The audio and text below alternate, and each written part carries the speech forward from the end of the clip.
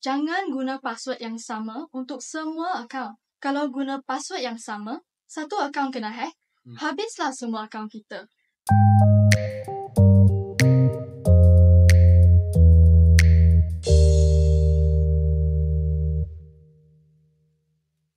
Hai semua, selamat datang ke podcast Puberty with Dignity. Hari ini kita akan berbincang tentang akaun yang kena hack.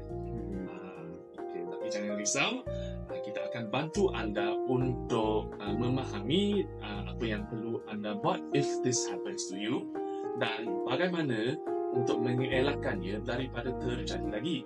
Nama saya Chia dan ada dengan saya hari ini adalah dua orang tetamu muda yang hebat, iaitu JJ dan Darwish. Hi guys. Hi Chia. Thanks for the intro. Okay, so let's start off with the first question. Okay, so JJ, macam mana kita nak tahu kalau akaun kita sudah kena hack? Kalau kita tiba-tiba nampak ada post atau message pelik yang kita tak pernah hantar atau buat, itu salah satu tanda kan? Mungkin juga password kita tiba-tiba tak boleh digunakan, padahal kita tak tukar pun. Betul. Ada juga kes di mana orang yang kita kenal mula dapat mesej yang pelik dari kita yang kita tak pernah hantar pun. Itu pun tanda kita dah kena hack. Ya, betul. Jadi macam mana kita nak respon kalau kita rasa kita dah kena hack? So apa yang perlu kita buat dulu? Okay, so langkah yang pertama, kita mesti tukar password ASAP secepat yang mungkin. Kalau kita masih belum login, tukar password cepat-cepat. Kita kena make sure password tu strong. Letaklah nombor, huruf besar dan kecil ataupun simbol. Lepas tu, kita boleh guna two-factor authentication, iaitu 2FA. Bila kita login, kita akan dapat kod yang dihantar ke telefon atau email kita.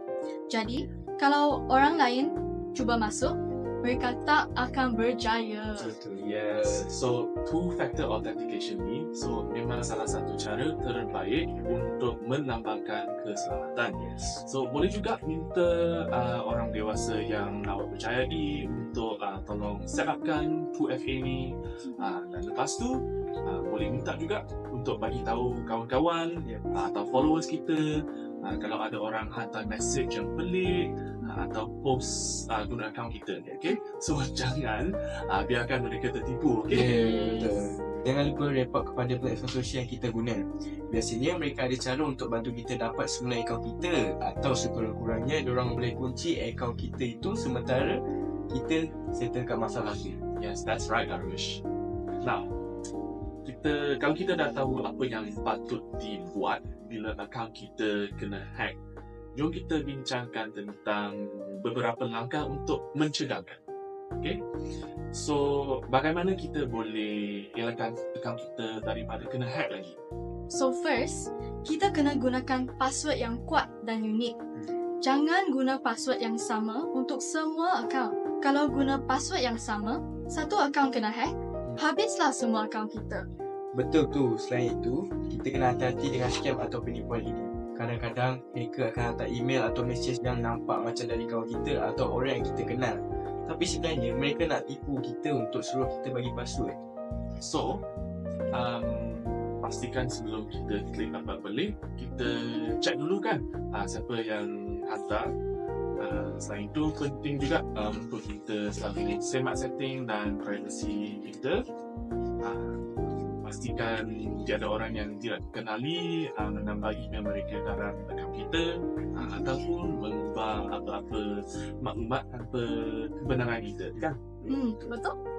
Kita kena selalu semak akaun kita setiap bulan atau 2 bulan sekali. Kalau ada perubahan yang pelik, terus ambil tindakan. Yes.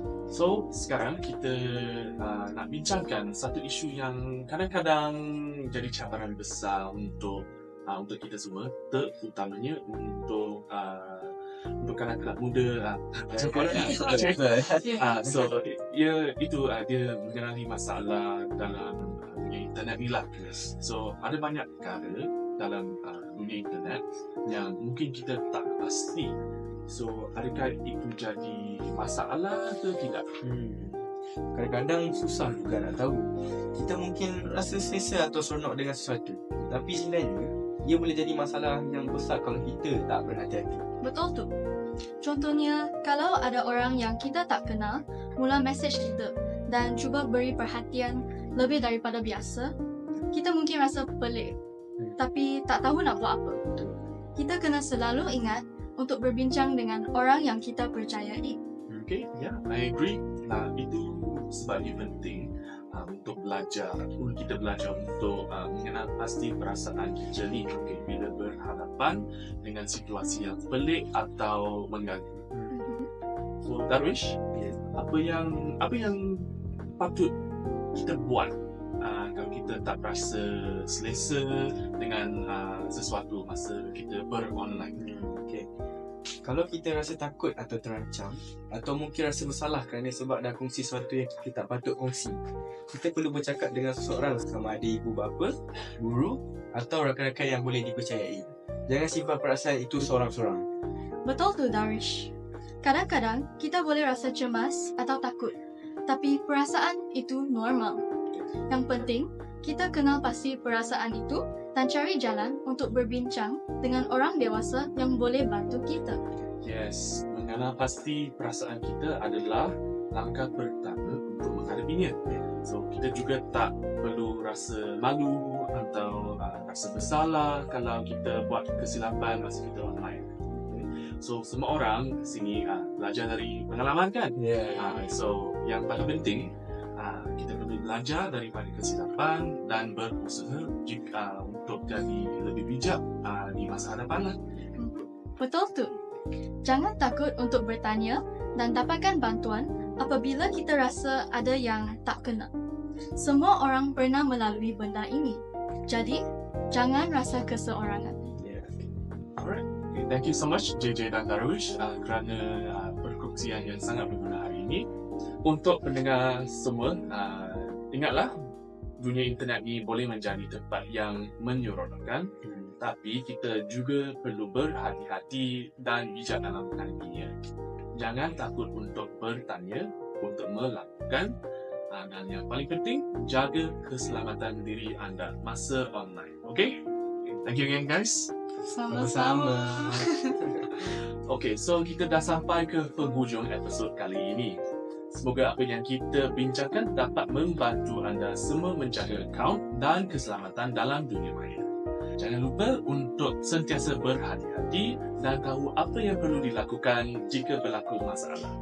Jumpa lagi dalam episod seterusnya. Bye-bye! Bye-bye!